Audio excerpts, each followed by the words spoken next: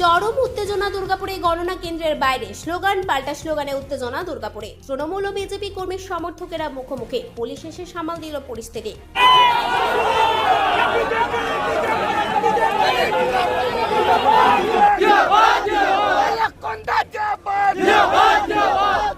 সারা বাংলা জিতবে কে?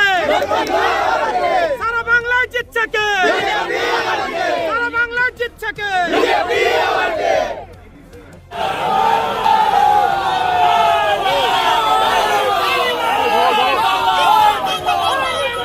পুলিশের মধ্যস্থতায় শান্ত হয় পরিস্থিতি। ছুটে আসেন দুর্গাপুর পশ্চিমের বিজেপি প্রার্থী লক্ষণ চন্দ্র ঘুরুই। শান্তি রক্ষার বার্তা দিয়েও গোটা বাংলা গেরুয়াময় হওয়ার দাবি করলেন বিজেপি প্রার্থী।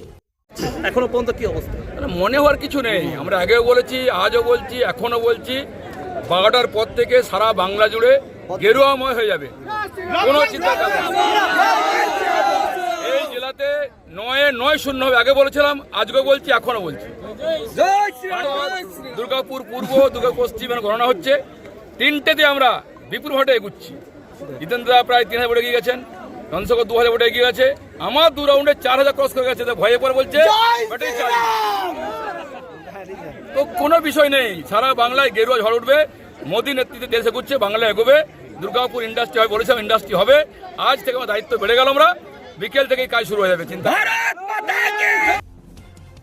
পাল্টা প্রতিক্রিয়া তৃণমূল নেতৃত্বে। ধরুন, ভোট মেশিনে ইভিএম মেশিনগুলো ব্যাটারি কি করে চার্জ বেড়ে গেল?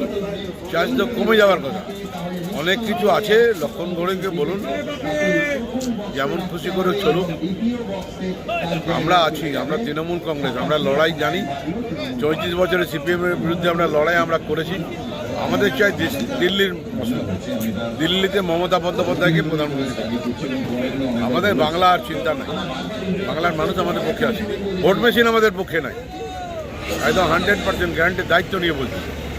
ভোট মেশিনটা আমাদের পক্ষে নাই, বাংলার মানুষ আমাদের পক্ষে আছে। আর আগামী দিনে 2029-এ খেলা হবে, দেখা হবে। দুর্গাপুর থেকে অনুরাধা সেনগুপ্তর রিপোর্ট, খাঁটি খবর।